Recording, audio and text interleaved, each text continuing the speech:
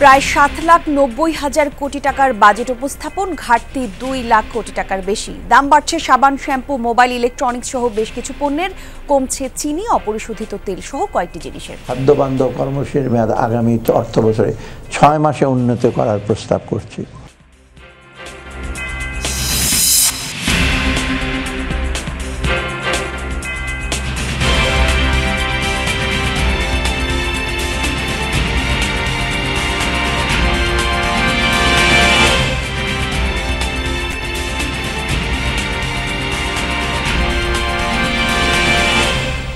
যমুনা নিউজে আমন্ত্রণ। দর্শক, মূল শিরোনাম দেখছিলেন, বিস্তারিত জানাতে সাথে আছে আমি জান্নাতুল করিম।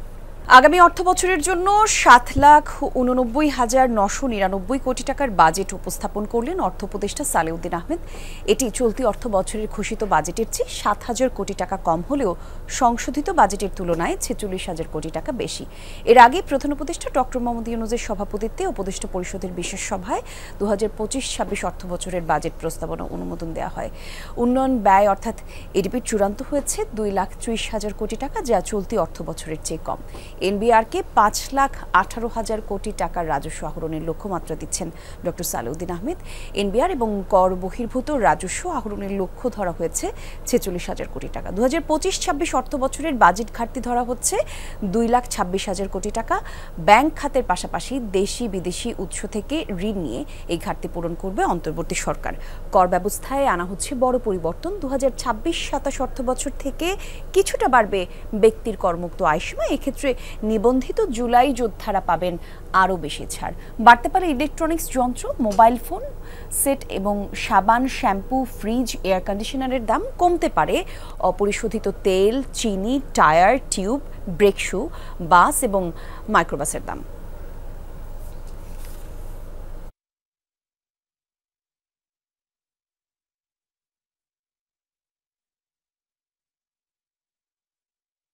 জুলাই গণঅভ্যুত্থান পরবর্তী সময়ে উচ্চ মূল্যস্ফীতি নিয়ন্ত্রণ, ভেঙে পড়া আইন শৃঙ্খলার পরিস্থিতির উন্নতি, শ্রমিক অসন্তোষ প্রশমিত করে শিল্প খাতে স্বাভাবিক অবস্থা ফিরিয়ে আনা এবং বিগত সরকারের সময়ে লাগামহীন দুর্নীতি ও অব্যবস্থাপনার ফলে চরম সংকটাপন্ন ব্যাংকিং খাতে শৃঙ্খলা পুনরুদ্ধারের মতো কঠিন চ্যালেঞ্জ আমাদের মোকাবেলা করতে হয়েছে। খাদ্য নিরাপত্তা নিশ্চিত করা আমাদের অন্যতম প্রধান অগ্রাধিকার।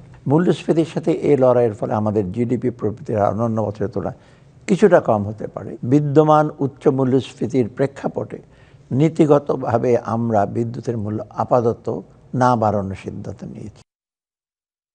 আদালত পূর্বের অবস্থান ফিরিয়ে দেওয়ার নির্দেশ দেয় মানববন্ধন এবং দাঁড়িপাল্লা প্রতীক ফিরে পাওয়ার বিষয়ে আশাবাদী জামায়াতে ইসলামী। দুপুরে নিবন্ধন এবং প্রতীক ফিরে পেতে প্রধান নির্বাচন কমিশনার এএমএম নাসির উদ্দিনের সঙ্গে বৈঠক করেন জামায়াতে ইসলামীর নেতারা।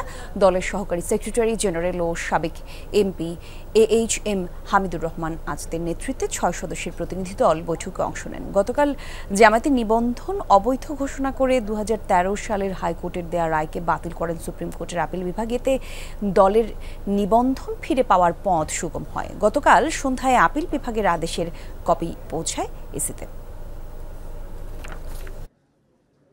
ওনারা আমাদেরকে পজিটিভলি রেসপন্স করেছেন এবং অফিসিয়াল প্রসিডিউর যতটুকু সময় লাগে ভেরি আর্লি এজ পসিবল এটা দ্রুত ওনারা কার্যকর করবেন বলে আমাদেরকে পজিটিভলি জানিয়েছেন এবং আমরা আমাদের বক্তব্য তুলে ধরেছি এবং এটা বিলম্ব না করে দ্রুত যাতে কার্যকর করে। আওয়ামী লীগ নিষিদ্ধ হোক তা জনগণও চায়, কিন্তু এর মধ্যে বিএনপিকে মাইনাস করার কোনো পায় তারা করলে তার জবাব বিএনপি নেতাকর্মীরা দেবে, মন্তব্য করেছেন দলের চেয়ারপারসন উপদেষ্টা জয়নুল আবেদিন ফারুক। সকালে জাতীয় প্রেস ক্লাবে জিয়াউর রহমানের ৪৪তম শাহাদাত বার্ষিকী উপলক্ষে আলোচনায় এবং দোয়া মাহফিল অনুষ্ঠানে এসব কথা বলেন তিনি। বলেন, ৩ মাসের মধ্যে অন্তর্বর্তী সরকারের নির্বাচন দেওয়ার কথা থাকলেও কেন ৯.৫ মাসেও তা সম্ভব হচ্ছে না, সেই প্রশ্ন তোলেন তিনি। বলেন, করিডোর দেয়া বা সচিবালয়ে অধ্যাদেশ জারির মতো সিদ্ধান্ত নেবে নির্বাচিত সরকার। দ্রুত নির্বাচন দিয়ে জনগণের হাতে ক্ষমতা ফিরিয়ে দেওয়ার আহ্বান জানান তিনি। অন্তর্বর্তী সরকারকে বিএনপির সমালোচনা বাদ দিয়ে দ্রুত নির্বাচন দেওয়ার আহ্বান জানান তিনি।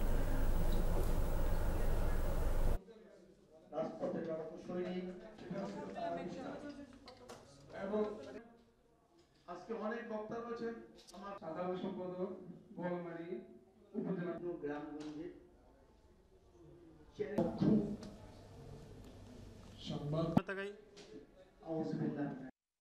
আওয়ামী লীগের নিষিদ্ধ জনগণও চায়, কিন্তু এরই ফাঁকে বিএনপিকে মাইনাস করার যদি কোনো হীন প্রচেষ্টা আপনাদের মধ্যে থেকে থাকে, তার বিরুদ্ধে লড়াই করার জন্য তারেক রহমানের হাজারো লক্ষ কর্মী প্রস্তুত। বিএনপি বলে এখনো যারা সরকারে বসে আরেকটি রাজনৈতিক দলকে সহায়তা করে তাদেরকে উপদেষ্টা পরিষদ থেকে পদত্যাগ করতে হবে। আগামী অর্থ বছরের বাজেট উপস্থাপন করছেন অর্থ উপদেষ্টা ডক্টর সালেউদ্দিন আহমেদ। আমরা সরাসরি চলে যাচ্ছি সেখানে। এর মধ্যে উল্লেখযোগ্য হলো ন্যূনতম করের কারণে করদাতাকে নিয়মিত করের যে পরিমাণ অতিরিক্ত প্রদান করতে হয় তা পরবর্তী কর বর্ষের সময় সমন্বয় করার সুযোগ রাখা হয়েছে। কৃষি উৎপাদনকে উৎসাহিত করালে কোনো স্বাভাবিক ব্যক্তির কৃষি হইতে আয় অনধিক 5 লক্ষ টাকা পর্যন্ত করমুক্ত রাখা হয়েছে। বেসরকারি চাকরিজীবীদের করযোগ্য আয় পরিগণনার ক্ষেত্রে সর্বোচ্চ বাদযোগ্য অঙ্কের পরিমাণ 4.5 লক্ষ টাকা হতে বাড়িয়ে 5 লক্ষ টাকা করা হয়েছে। চাকরিচ্যুত কর্মচারীদের কিডনি, লিভার, ক্যান্সার, হার্টের চিকিৎসার পাশাপাশি মস্তিষ্কে অস্ত্রোপচার ও কৃত্রিম অঙ্গ প্রতিস্থাপন সংক্রান্ত চিকিৎসা ব্যয় বাবদ প্রাপ্ত অর্থ করমুক্ত করা হয়েছে। জাতীয় পেনশন এবং কর্তৃপক্ষের আয় এবং জাতীয় পেনশন কর্তৃপক্ষের সার্বজনীন পেনশন স্কিমেতে প্রাপ্ত সুবিধাভোগীর কোনো আয় এবং জিরো কুপন ইসলামিক ইনভেস্টমেন্ট সার্টিফিকেটে উদ্ভূত আয় করমুক্ত করা হয়েছে। প্রিয় দেশবাসী, দেশি বিদেশি লাভজনক ও নামি দামি কোম্পানিসমূহকে পুঁজিবারের তালিকাভুক্ত হতে উৎসাহিত করার উদ্দেশ্যে লিস্টেড এবং নন লিস্টেড কোম্পানির কর হারের ব্যবধান 5% থেকে বাড়িয়ে 7.5% করা হয়েছে। এছাড়া পুঁজিবাজারে বিনিয়োগ ও লেনদেন বৃদ্ধি উৎসাহিতকরণের সিকিউরিটি লেনদেনের উপর মোট মূল্যের ব্রোকারেজ হাউসসমূহের নিকটতে উৎস কর সংগ্রহের হার 0.05% হতে হ্রাস করে 0.03% নির্ধারণ করা হয়েছে। প্রিয় দেশবাসী, কর কাঠামোর বিদ্যমান অসামঞ্জস্যতা দূরকরণ এবং কর জাল সম্প্রসারণে অর্থ অধ্যাদেশ 2025-এর মাধ্যমে কার্যক্রম গৃহীত হয়েছে, যার মধ্যে উল্লেখযোগ্য হলো সম্ভাব্য মুনাফার পরিমাণ বিবেচনা ঠিকাদারি কাজ হতে উৎসকর করতে সর্বোচ্চ 7 স্তরে 5% হ্রাস করা হয়েছে। প্রকৃত বিক্রয় মূল্যের সম্পত্তি রেজিস্ট্রেশন লক্ষ্যে জমি হস্তান্তরের উৎসকর সংগ্রহের বিদ্যমান মূলধনী মুনাফার কর হারিয়ে এলাকা ভেদে 8%, 6% ও 4% স্থলে যথাক্রমে 6%, 4% ও 3% হ্রাস করা হয়েছে। সম্ভাব্য মুনাফার পরিমাণ বিবেচনায় 152টি পণ্যের উপর আমদানি পর্যায়ে হ্রাসকৃত 2% হারে অগ্রিম কর আরোপ করা হয়েছে। পরিবেশ বান্ধব রিসাইক্লিং শিল্পে ব্যবহৃত কাঁচামাল সরবরাহের ক্ষেত্রে উৎসে কর কর্তনের হার 3% স্থলে 1.5% নির্ধারণ করা হয়েছে। গ্যাস বিতরণে কোম্পানির ক্ষেত্রে নিযুক্ত কোম্পানির ক্ষেত্রে উৎস কর কর্তনের হার 2% স্থলে 0.6% নির্ধারণ করা হয়েছে। ইন্টারনেট সেবা থেকে উৎস কর কর্তনের হার 10% স্থলে 5% করা হয়েছে। সিকিউরিটিদের সুদ হতে উৎস কর কর্তনের হার 5% স্তরে 10% করা হয়েছে। বিদ্যুৎ ক্রয়ের অর্থ পরিশোধকালে উৎস কর্তনের হার 6% স্তরে 4% করা হয়েছে। সম্ভাব্য মুনাফার পরিমাণ বিবেচনা সিগারেট প্রস্তুতকারকের নিকট হইতে নিট বিক্রয় মূল্যের উপর 3% স্তরে 5% হারে অগ্রিম কর সংগ্রহের বিধান রাখা হয়েছে। স্বাভাবিক ব্যক্তি করদাতাদের ক্ষেত্রে টার্নওভার করের আওতামুক্ত সীমা 3 কোটি টাকা হতে বাড়িয়ে 4 কোটি টাকা করা হয়েছে। মোবাইল অপারেটরদের টার্নওভার করের পরিমাণ 2% থেকে কমিয়ে 1.5% নির্ধারণ করা হয়েছে। প্রিয় দেশবাসী, করদাতাদের জন্য কর প্রদান, রিটার্ন দাখিল, দলিলপত্র সংরক্ষণ সহ কর পরিপালনের আনুষ্ঠানিকতা সহজ করার লক্ষ্যে নিম্নরূপ বিধান করা হয়েছে। তহবিল, এতিমখানা, অনাথ আশ্রম ও ধর্মীয় উদ্দেশ্যে প্রতিষ্ঠা কোনো প্রতিষ্ঠানকে রিটার্ন দাখিলের বাধ্যবাধকতা হতে অব্যাহতি প্রদান করা হয়েছে। উৎসে কর কর্তনকারী কর্তৃপক্ষ কর্তৃক প্রতি মাসের পরিবর্তে ত্রৈমাসিক ভিত্তিতে উৎসে করের রিটার্ন দাখিলের বিধান করা হয়েছে। জমি বা জমি সহ স্থাপনা হস্তান্তরকালে দলিল মূল্যের অতিরিক্ত কোনো অর্থ গৃহীত হলে ব্যাংক বিবরণী সহ দালিলিক প্রমাণাদি দ্বারা যাচাইযোগ্য হওয়া সাপেক্ষে উক্ত অতিরিক্ত অর্থের উপর মূলধনী আয়ের জন্য প্রযোজ্য হারে কর প্রদানের বিধান করা হয়েছে। স্বনির্ধারিত পদ্ধতি দাখিলকৃত রিটার্ন অডিট সংক্রান্ত মাঠ পর্যায়ে সৃষ্ট জটিলতা নিরসন করে অডিট কার্যক্রমকে কার্যকর ও সহজীকরণের উদ্দেশ্যে অডিট সংশ্লিষ্ট বিধান প্রতিস্থাপন করা হয়েছে।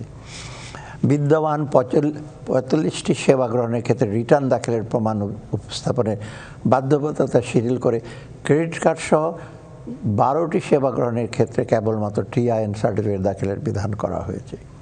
প্রিয় দেশবাসী, সংস্কার নিয়ে আলোচনায় কিছুক্ষণের মধ্যে রাজনৈতিক দলগুলোর সাথে দ্বিতীয় দফায় বৈঠক শুরু করবে জাতীয় ঐকমত্য কমিশন। এই বিষয়ে খোঁজখবর রাখছেন সহকর্মী লামিয়া তিথি, তার সঙ্গে যুক্ত হচ্ছি। তিথি, আজ বৈঠকে কোন কোন দল অংশ নিচ্ছে একটু জানাবেন।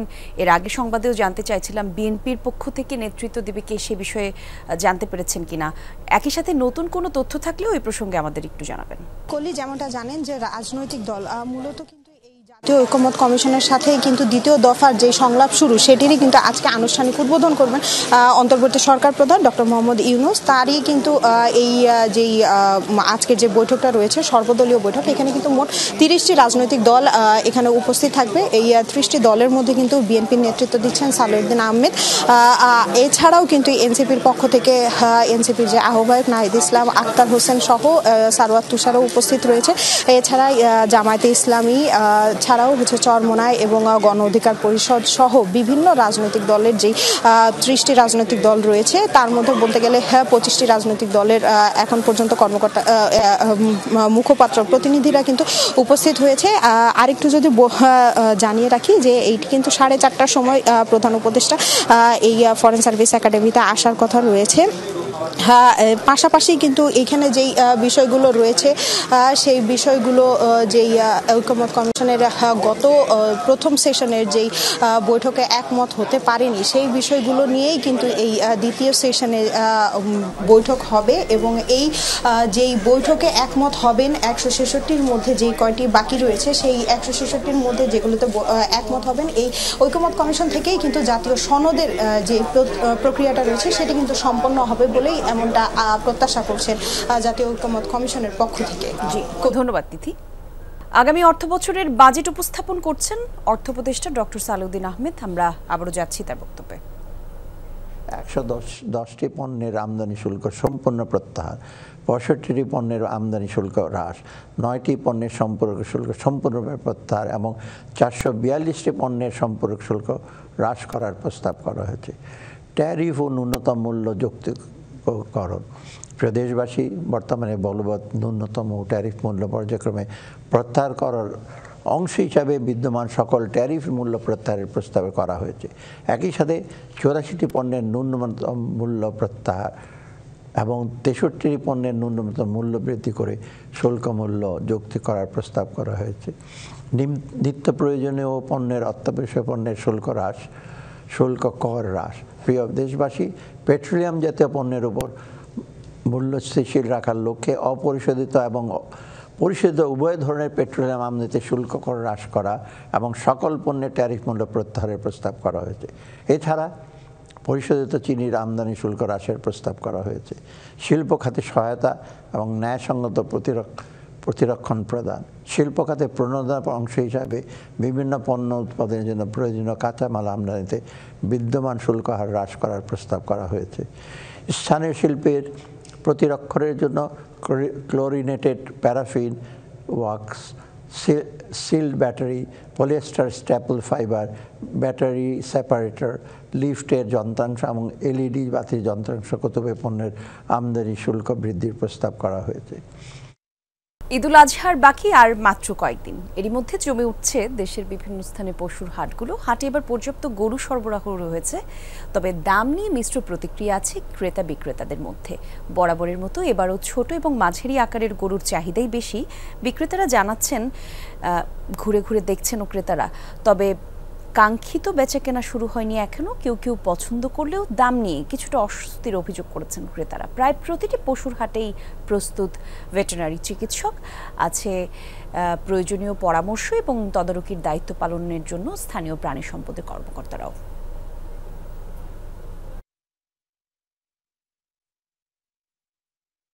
7 দফা দাবিতে মহাসমাবেশ করেছেন পল্লী বিদ্যুৎ সমিতির কর্মকর্তা কর্মচারীরা। সকালে জাতীয় শহীদ মিনারে সমাবেশে যোগ দেন সারা দেশ থেকে আসা শত শত কর্মী।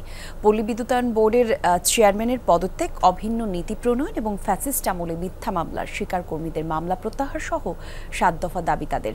শহীদ মিনারে গেল 12 দিন ধরে অবস্থান কর্মসূচি পালন করছেন তারা। এখন পর্যন্ত সরকারের তরফ থেকে কোনো ইতিবাচক সাড়া না মেলায় মহাসমাবেশের ডাক দিয়েছেন তারা। সারা দেশের 80টি পল্লী বিদ্যুৎ সমিতির কর্মীরা মহাসমাবেশে যোগ দেন। দ্রুত দাবি আদায় না হলে আরো কঠোর কর্মসূচি দেওয়ার হুঁশিয়ারি দিয়েছেন তারা।